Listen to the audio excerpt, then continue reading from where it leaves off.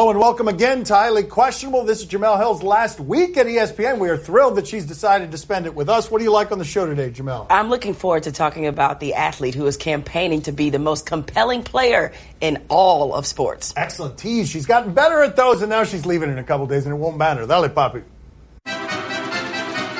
Are you impressed with how the Browns handle my Kyle Kendrick situation? Impressed? This dude is probably going to jail. He was going to have his freedom taken away here because of a crazy story that involves insider trading. He basically, in 5 months, went from $80,000 to $1.2 million because he had insider secrets. I'm not interested in the details of this story because this guy has just lost his freedom, and how a football team is handling doesn't interest me. I just want you to marvel at the fact that in the last 2 years, the Cleveland Browns have had as many guys gone for insider trading as they have victories. Wow, I have to say that was really funny. No, but on the bingo board of crimes that NFL players are likely to commit, how many people had insider trading? I don't think that I could have made that up either. By the way, though, this is the most Browns thing of all time. This is peak Cleveland Browns. You know why? Because their owner once paid $92 million to avoid going to prison for a price-fixing scam, and now he's actually booting someone else off the team because of insider trading. So let this be known to everyone out there. You don't often get kicked off an NFL team if you're accused of domestic violence or even sexual assault. You know what the line is? Insider trading, of all things. That gets you booted from an NFL team. Well, it's not all that bad. You know, at least he gets to leave Cleveland. Oh, there you go. Yeah, merely goes to prison. It's an upgrade. It's like a promotion. He's graduating. Wait a minute. How should Teddy Bridgewater feel about being traded to the Saints? There was something there in his chest clogging up the Teddy Bridgewater tube. How should he feel about this? Man, if not for a bad injury, Teddy Bridgewater could have found himself in a situation where he was cashing in on all of the riches that Case Keenum was made to look a lot better in the Minnesota offense. And now Kirk Cousins is going there because those weapons are so good. Bridgewater must really be bummed that his starting chance was because his body betrayed him, because he suffered a leg injury unlike many we've ever seen at the position. Unfortunate is how he should feel. I would think he would feel a little bit disappointed that the Jacksonville Jaguars didn't make this call and try to get him, because what a perfect fit that would have been for Teddy Bridgewater. It's a little bit of an interesting situation for the Saints. By all accounts, they really like Taysom Hill, who's another backup. Drew Brees made it sound like he's prepared to play until he's 50. And now you enter Teddy Bridgewater into this situation, and it's not exactly a clear-cut path to him being a starter. But I love this for the Jets. They got a third-round pick for Teddy Bridgewater, which also will help them bolster a team that has been lagging in talent. They got a great quarterback situation with Sam Darnold, and then you also have Josh McCown, who's prepared to be a coach and a mentor to him. So the Jets, they actually made out good, which is something we don't often say about the New York Jets. The Jets are also telling you they have a quarterback. They are telling you Sam Darnold is going to be their guy. That is what this trade signals. You're saying, I don't need Teddy Bridgewater at all. It's because they believe in Sam Darnold after McCown. Good job, Dolphin. 20 years ago, you didn't sign Drew Brees because he had a bad shoulder. Now the guy's going to play until he turns 50 years old. Why would you want Drew Brees when you could have Jay Cutler for a season? Right. Jay Cutler, and the Dolphins still looking for a QB, right? Yeah. That's correct. Yes. That was the joke we made that 2 sentences accurate. ago. Will Jalen Ramsey regret talking about so many receivers before this season? I love this guy. In the history of this sport, you have not had this many guys who would be this kind of excellent and willing to tell you, and then furthermore, tell you how bad everyone else in the league is. We have hardly ever heard someone speak like this publicly. You've got to think that over time, the one he's going to run into is old crusty beak Tom Coughlin, General Sergeant of Becoming Behavior for Jaguars. But outside of Coughlin, I don't believe there's anybody who can actually make this guy look foolish for his words. It's just so amazing because a quarterback who plays in Jacksonville has managed to become one of the most compelling athletes in the NFL. And he's mastered the art of trash talking in this way, is that he's taken a sliver of the truth and he's totally embellished it. Look, if you look at his analysis, he's not exactly wrong. What he said about Gronk is that he's not as good as everybody thinks. And according to Mina Kimes in her piece, that when you look at his catch rate versus quarterbacks, he is not as good on the field playing against elite corners. So is it really trash talk if it's rooted in truth? You know, Jalen Ramsey, you are just picking on wide receivers. Why don't you just pick on bigger names, a bigger guy like LeBron? You know what I mean? That's the guy you got to pick up. Really? How tough of a guy you are. You're picking up on little guys. The guys, they can't do anything. They're waiting for the football to get to them. They know that they're going to get hit. You're going to be doing the hitting. You pick up on a guy like LeBron, and I tell you how tough you are. What do you make of Zach Smith's Twitter rant? All right, Zach Smith, if you do not know, is at the center of that Ohio State scandal that almost swallowed Urban Meyer. As a tone-deaf university, doesn't really know how to deal with the aftermath of this kind of crime. Zach Smith makes for a very bad martyr. He is playing the victim here. He's doing so loudly because of how he feels like the media and the university and everyone else has wronged him. But the part that has to bum you out as he rails against it is when he goes after the media and is saying, look, we've got kids involved in this situation. Think about everything that's happening with the father and the mother in this circumstance and all these details. Those kids are getting swallowed by this. I'd understand why a father would be hurt by that, even if he was the one who caused the swallowing. Yeah, just when you thought Ohio State and Urban Meyer couldn't look any worse, you have Zach Smith's Twitter rant, which to me exposes a huge issue I've had with this all along. I mean, beyond just the seriousness of the allegations, this was the guy that Urban Meyer felt like it was worth putting his career and his job at risk, a guy that would go on Twitter and try to defend himself against some very serious allegations and then try to turn himself into a victim by blaming the media, which, by the way, is low-hanging fruit when you have a college fan base who wants so desperately for the games and the results and the championships to continue that they have been backing the university in this. It just really felt like Zach Smith is the lowest common denominator in all this, and he was willing to play a card that's so easy for people to buy into. When they don't like the information, how easy is it to always blame the media for it? Will encouraging fans to bring musical instrument and flags actually help Marlins attendance next year? All right, the Marlins do not have very good attendance, and my father is waving them off because he's tired of this. But this is a little something we like to call in Miami pandering to the brown people. Latin flavor, Hispanic events, you bring in the music, you bring the noise, you make it more festive, and you will try to do what the Marlins have been trying to do since 1993 in this market without success, which is getting the actual brown people to go to their games, because we never do. We do not like this team. South Florida's turned on this team, and no matter how much music and flags you put in the arena, they ain't going to that ballpark. At first I thought Papi said flask, because then that would totally be worth coming to attend some Marlins games if you were allowed to bring your own flask. I'd be in for that as a fellow brown person, that's for sure. But maybe the Marlins haven't figured this out. But you know what will bring all people, brown people, white people, green people? If you actually have a product that's compelling, if you actually win games, that's usually all you need in order to draw fans. You don't need an orchestra created by the fans. You just need to win. No, that'll do it. Novel concept. It'll fix everything in Marlins baseball, the Vuvuzela. Is this the Jeter's marketing strategy? Trade all the good players and bring in musical instruments. Yes, that's the market. Yes. Music. Brilliant. What have you. Trade the MVP, but you can bring a tambourine to the ball. Wow, he's a genius. He's a marketing genius. I tell you one thing. Coming up next on my son's TV show, Corey Clement. You're a champion now, so it doesn't matter. But did you just say that you thought that maybe somebody was having accidental phone calls, that someone had a different number? Like you thought it was so weird that you weren't getting drafted that you thought all the teams were calling the wrong place? Yeah, exactly. No, I really thought that at one point. Computer, execute 12.4p operation. Optimizing algorithm. Running encryption packet alpha 990. Oh, I don't feel so good. What is it, computer? Is it hot in here? It feels hot in here. I feel a little clammy. I should lie down or something. A computer with a virus? Surprising. What's not surprising? How much you could save by switching to Geico. Those oysters Rockefeller were a mistake. Geico. 15 minutes could save you 15% or more. Joining us at the beach today, Corey Clement. The Super Bowl champion running back talks about his first season in the NFL. Did you know he was a champion? He's a champion. Listen to him. Corey, if I ask you to look back and examine your life and say, what was the time period where you were struggling the most? What would that time period look like?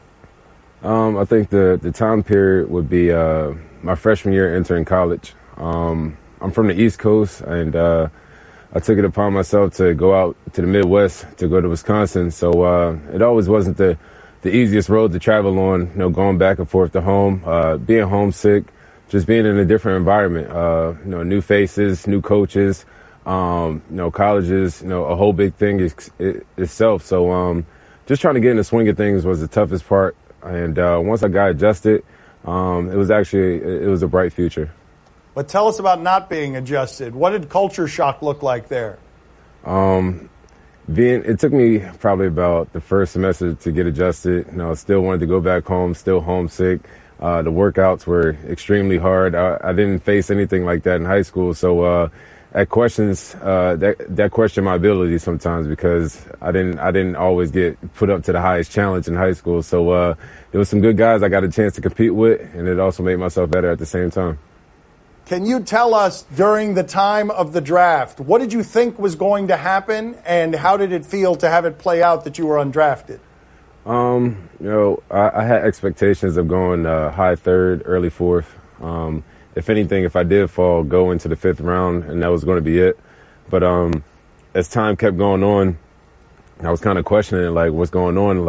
Did I not get a call by accident or something like that? So, just watching the TV, at probably about an hour left, I stopped watching it, and I was hoping I didn't get picked because at that time, it's just like they're just picking people just to pick them and see where they fall on the roster spot. So try to use it to my advantage and, pick where I wanted to be, and that was Philadelphia. You're a champion now, so it doesn't matter. But did you just say that you thought that maybe somebody was having accidental phone calls, that someone had a different number? You thought it was so weird that you weren't getting drafted that you thought all the teams were calling the wrong place? Yeah, exactly. No, I really thought that at one point. I'm like, did they have the wrong contact info? Because I'm still sitting here, and I thought, I still believe I was a top 5 or top 10 running back in that class. So it's just all about staying confident, being humble of anything you do come across, because some of the best players, some of the best stories come from those who aren't drafted. So just write my story already. So I'm glad it happened. When was the time that you most doubted that you'd be able to make your dreams come true? Was it entering college, or was it another time? Was it not being drafted? It was definitely not being drafted. Trying to evaluate myself, where did I go wrong? Was it, I know my 40 played a part into it, but I corrected it on my pro day. So I was hoping that boosted me back up to where I was initially. But the doubt did come when I didn't get drafted. I was like, man, am I really not good enough for the NFL? What do these organizations really think about me? So, of course, I had to go in with a lot to prove. It's basically I could have been cut any day. So, each day was definitely stressful. So, I didn't want to get, too down on myself too hard. I just had to, keep faith high and keep it pushing. How has your life changed in the last few days? Has there been change in your life that you can feel? The only changes in my life up until now is just that about a week ago, I wasn't a Super Bowl champion, and now I am. So that's really the only biggest mark I have right now. I know, but Corey, that's what I'm asking you about. Yes, this is exactly the reason that I'm asking you the question. Exactly. You make that catch, you get the trophy. How does your life change? Yes, you're a Super Bowl champion, and then what? Next, you just celebrate the victories. Looking back at the season we had, especially for myself, I was undrafted. Didn't know what team I would end up on.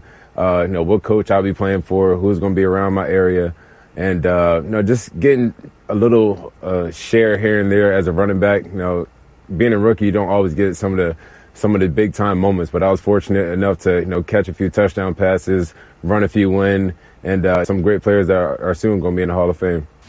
Coming up next on my son's TV show. Way to learn them young. They need to know that life will ultimately be horribly disappointing, and they won't be prepared for it. That's how you teach them. Seems cruel. Oh. Yeah. Oh, my God. He's like Shaq out there. Yeah. That's goaltending. That was a goaltend. Highly questionable is broadcast from the Clevelander Hotel on beautiful South Beach, Miami. Time to play the game that only types with 2 fingers. Do you question? You give us the topics and events, we question them. He does that. Hunt and peck. Do you question if Dirk looks athletic? Dirk Nowitzki, last we checked in with him was soccer videos that we've been showing you of him trying to do a bicycle kick and doing it not very athletically. He is 40 years old now. This is from J.J. Barea's Instagram account. 40-year-old Dirk Nowitzki, centerpiece of all the Mavs offense. Let's go. Oh. Did he age in dog years? No. Is that what happened to Dirk Nowitzki? Oh, my God. Has he ever picked up a basketball? That's what one would think when you watch this. You would think this is one of the greatest players in NBA history. Man, that needs WD-40. Hey, Dirk, do you think that this bad now?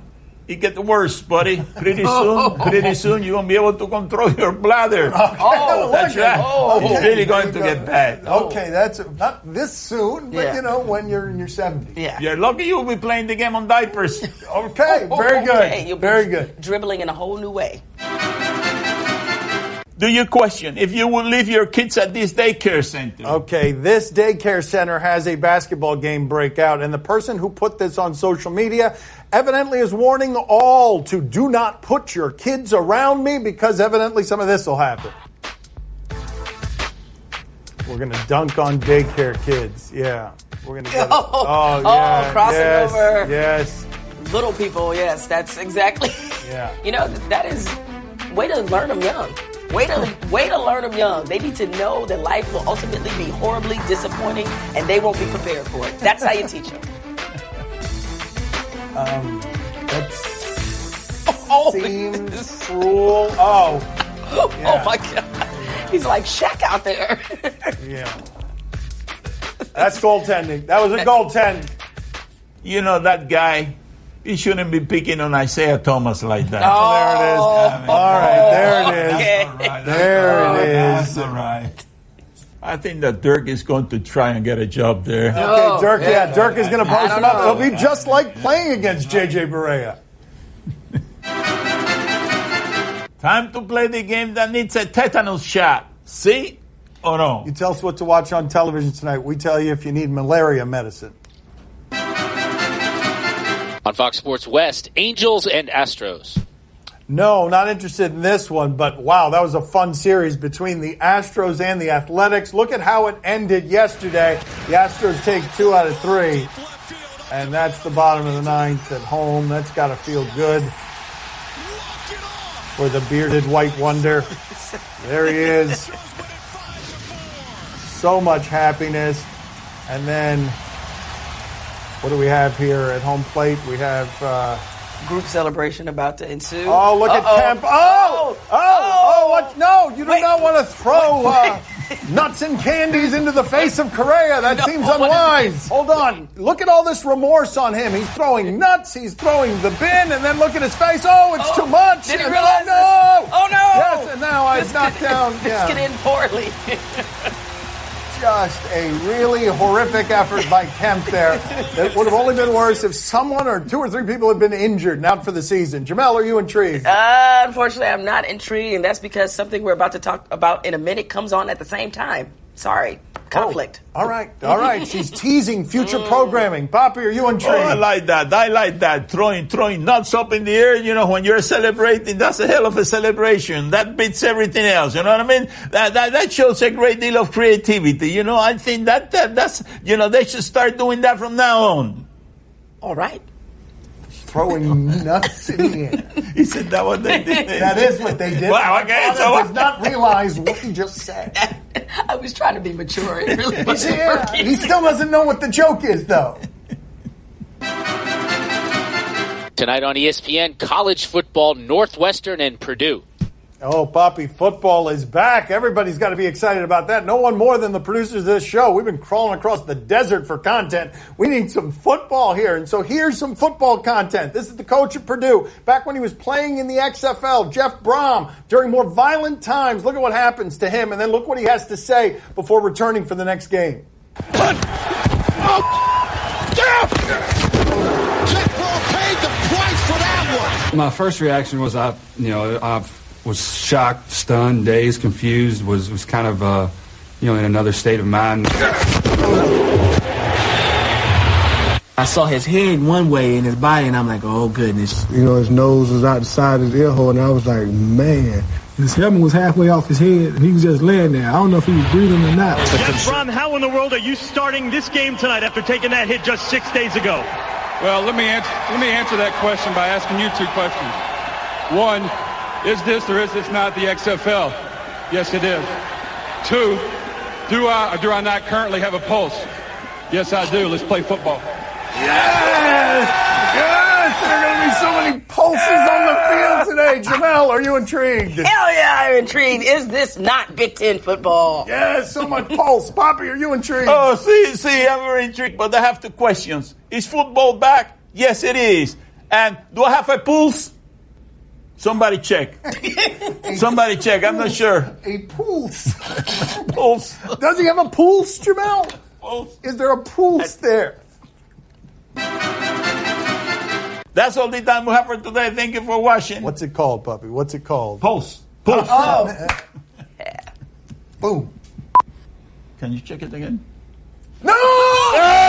Jemele! No, Jemele! Jemele! How can you fall for that, Jemele? Just gonna go to sleep. Bye. Papi, you're the worst, man. You're the worst.